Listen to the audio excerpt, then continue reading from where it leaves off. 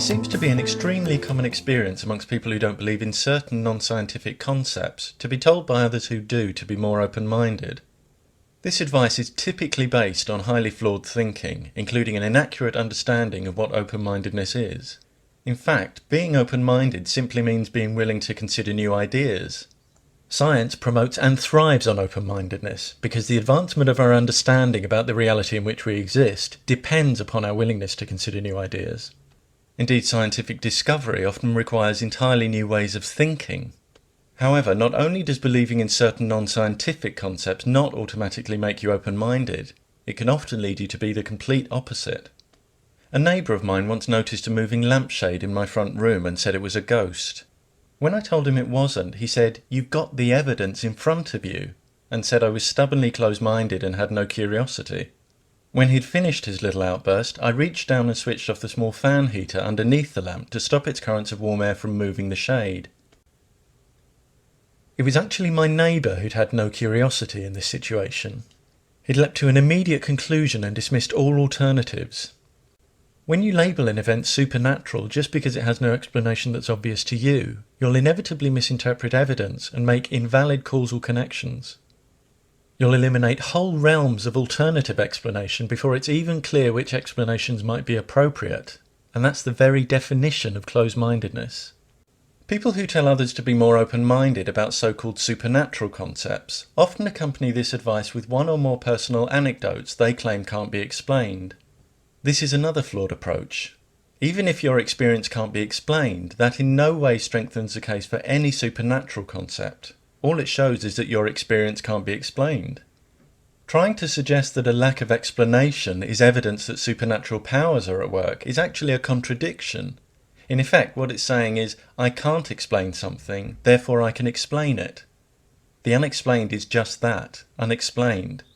Furthermore, although it's quite reasonable to describe an experience and say you can't explain it, telling your audience they can't explain it is senseless, because your audience has no independent access to the events you describe, nor any way of investigating which details you may have missed or edited out. If my neighbour had told other people they had to accept his ghost story because they couldn't explain the moving lampshade, how would anyone be able to agree or disagree without knowing anything about the fan heater? Expecting others just to take your word that you've had a brush with the supernatural is simply unrealistic. Even if I saw someone disappear right in front of me, I'd recognise how unreasonable it would be to expect a complete stranger just to believe me without corroborating evidence, however personally frustrating that might feel. Someone once tried to suggest to me that scientists who ask for evidence before accepting claims are as close-minded as witch doctors. The idea that requiring evidence makes you close-minded is a fallacy. A willingness to consider new ideas doesn't commit you to accepting them unconditionally. If someone you love was lying injured and unconscious, and a complete stranger told you she had some magic powder that will cause instant healing if poured into the wounds, would you just accept this stranger's claim? Would it be close-minded not to let her pour a substance you know nothing about into the open wounds of someone you love? We're all sceptical about some things. If Alfie isn't sceptical about the existence of ghosts, and Beth is, it may be that Beth's experience of other people's flawed evidence and logic has given her strong reasons to be sceptical. Now, if Alfie develops a valid operational definition for what ghosts are supposed to be and produces valid evidence, Beth might one day reevaluate and accept their existence. But it's important to remember that unless Beth says something like, "Ghosts do not exist," she's made no factual claim requiring justification or indicating a closed mind. I've watched a number of people work themselves up into a froth about me having a closed mind on some paranormal issue, only to realise when they start listening carefully that I don't actually hold the views they've rashly attributed to me. For example, when I say I don't believe in something, I've not said it can't be true. All I've said is that I've not yet been presented with persuasive evidence for it.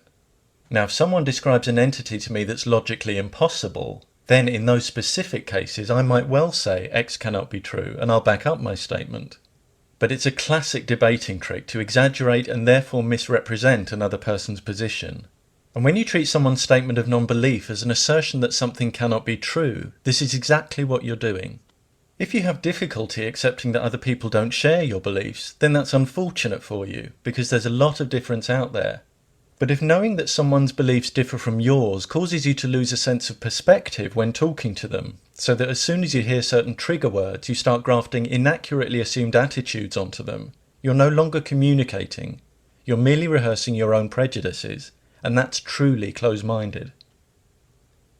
In the course of my life, I've been told to be more open-minded by people who believe in a God but not reincarnation, and people who believe in reincarnation but not gods. Both groups seem quite happy for others to express skepticism when they do, but not when they don't. For these people, open-mindedness seems to mean agreeing with me. Then there are others whose idea of open-mindedness is accepting the unreliable testimony of any random person with a spooky story. These people are often also fiercely skeptical of science. Certain comments can quickly reveal their poor understanding of what it is. And this results in two supreme ironies. One is that they're guilty of exactly the same skeptical attitude they criticise in other people. The other is that what they're reserving their skepticism for is a domain that emphasises skepticism. In other words, they're skeptical of skepticism.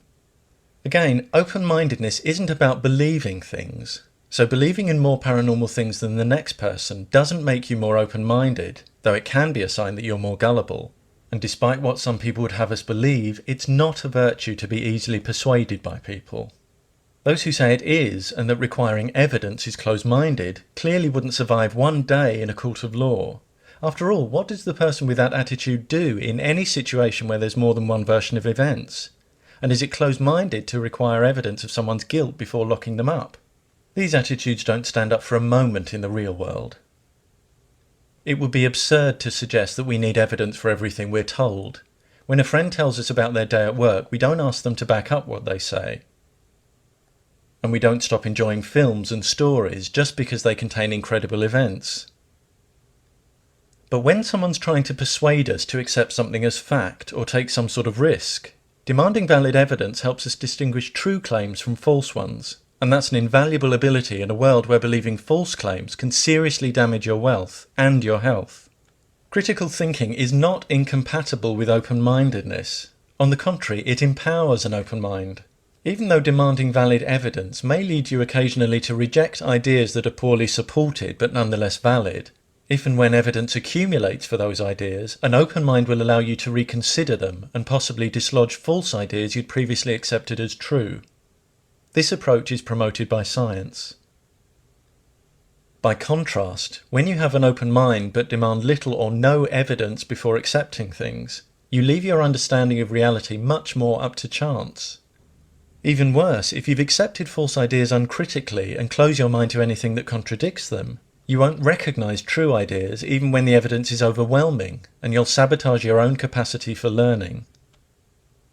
If you believe in pseudoscientific and supernatural concepts, that's your privilege. If you want to put forward your personal reasons for believing in them, understanding that whoever's listening may have questions or find flaws in your arguments, that's fine. But if you're in the habit of targeting individuals you've never met and suggesting they're in some way deficient just because they don't believe in these concepts, if you reject conflicting evidence and counter-arguments without consideration, but demand that others accept your arguments and what you regard as evidence uncritically, not only is that closed-minded, it's controlling, arrogant, and presumptuous in the extreme.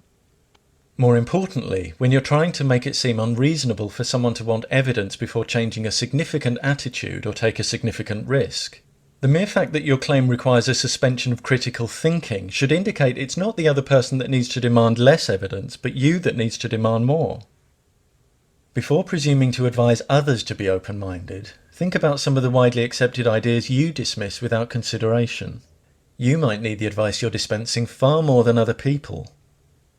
Remember too that an open mind that demands little or no evidence for ideas before accepting them will let in an awful lot of rubbish.